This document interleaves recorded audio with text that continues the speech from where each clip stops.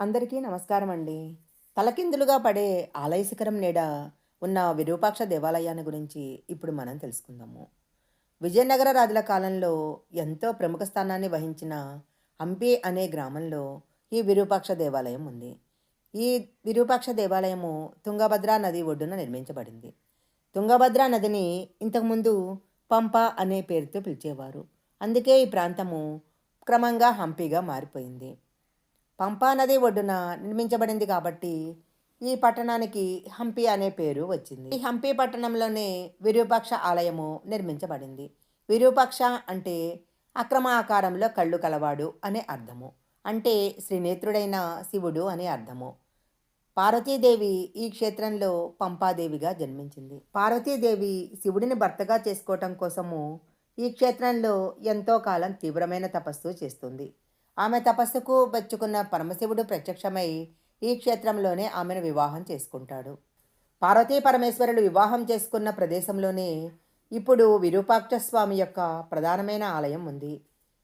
విరూపాక్ష ఆలయము ఎప్పుడూ భక్తులతో రద్దీగా ఉంటుంది.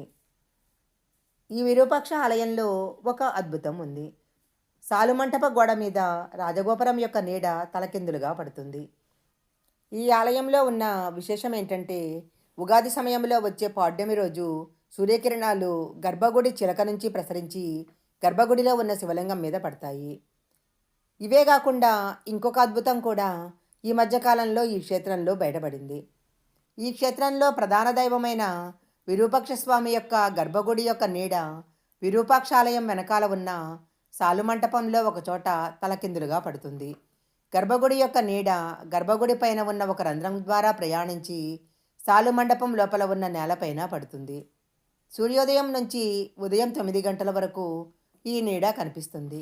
కొన్నిసార్లు సాయంకాల సమయంలో కూడా ఈ నీడ కనిపిస్తుంది. ఈ ఆలయ ప్రాంగణంలో అనేక చిన్న చిన్న ఆలయాలు చాలా ఉన్నాయి. ఈ ఆలయ ప్రాంగణంలో అనేక చిన్న చిన్న ఆలయాలు, మంటపాలు నిర్మించబడి ఉన్నాయి. ఈ ఆలయంలో ఉన్న ఇంకొక ప్రత్యేకత ఏమిటంటే, ఈ ఆలయ ప్రాంగణంలో 3 తలలు ఉండే ఒక నంది ఉంది. ప్రధాన ఆలయానికి ఉత్తర దిశలో ఉన్న 2 చిన్న ఆలయాలలో పరమశివుని యొక్క సతీమణులైన పంపాదేవి, భువనేశ్వరి ఇక్కడ పూజలు అందుకుంటూ ఉంటారు.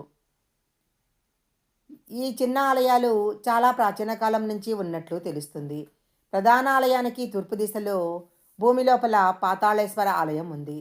ఈ ఆలయంలోకి వెళ్ళటానికి మెట్లు కూడా ఉన్నాయి. ప్రతిరోజు ఉదయము సాయంత్రము ఈ ఆలయంలో విరూపాక్ష స్వామికి పూజలు జరుగుతూ ఉంటాయి. ఇక్కడ చిన్న చిన్న హోటళ్ళు మాత్రమే ఉంటాయి. అందువలన ఇక్కడికి దగ్గరలో ఉన్న హాస్పిటల్లో బస్ చేసి అక్కడి నుంచి హంపికి రావటం చాలా మంచిది. ఇప్పటికీ చాలామంది హంపి క్షేత్రానికి వచ్చి ఇక్కడ వెలిసి ఉన్న విరూపాక్ష స్వామిని దర్శిస్తూ ఉంటారు. హంపి పట్టణాన్ని యునెస్కో సంస్థ వారసత్వ ఆస్తిగా ప్రకటించింది. దాదాపు 25 కిలోమీటర్లలో ప్రాచీన కాలం నాటి హంపి శిథిలాలు వ్యాపించి ఉన్నాయి. కర్ణాటక రాష్ట్రంలోని బెంగళూరు నగరానికి 353 కిలోమీటర్ల దూరంలోనూ, బళ్ళారికి 74 కిలోమీటర్ల దూరంలోనూ ఈ హంపి క్షేత్రం ఉంది. విరూపాక్ష ఆలయానికి చాలా దగ్గరలో హంపి బజార్లో బస్టాండ్ ఉంది. హాస్పేట నుంచి హంపి వెళ్ళటానికి రవాణా సౌకర్యం ఉంది. హంపి క్షేత్రానికి దగ్గరలో ఉన్న పట్టణము హాస్పేట. హాస్పేట నుంచి రోడ్డు మార్గంలో హంపి చేరుకోవచ్చు. ఈ మార్గంలో సహజంగా ఏర్పడిన పెద్ద పెద్ద బండరాళ్ళు, పచ్చటి పంట పొలాలు యాత్రికులకు కన్నుల పండుగ చేస్తూ ఉంటాయి. ఈ వీడియో కనుక మీకు నచ్చినట్లయితే లైక్ చేయండి, షేర్ చేయండి. ఇలాంటి మరిన్ని వీడియోల కోసం మా ఛానల్ సబ్స్క్రైబ్ చేసుకోండి. పక్కనే ఉన్న బెల్ ఐకాన్ని యాక్టివేషన్ చేసుకుంటే మేము పెట్టే వీడియోలన్నీ కూడా మీకు ముందుగానే నోటిఫికేషన్గా వస్తాయి. మరొక మంచి వీడియోతో మళ్ళీ కలుసుకుందాం.